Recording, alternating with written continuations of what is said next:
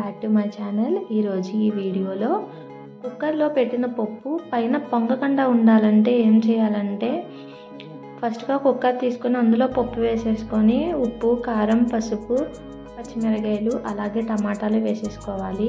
చింతపండు నేనైతే గుజ్జును వేస్తానండి, ఎందుకంటే అవి తినేటప్పుడు మనకి నోటికి తగిలితే బాగా పుల్లగా ఉంటుంది, అందుకని గుజ్జునే తీసుకుంటాను నేను. పప్పు పైకి రాకుండా ఉండాలి అన్నాను కదా, ఏం చేయాలంటే కొద్దిగా నూనె తీసుకొని అలా చేతికి రాసుకొని ఆ కుక్కర్లో పై భాగంలో మొత్తం ఫుల్గా అలా అప్లై చేయాలండి.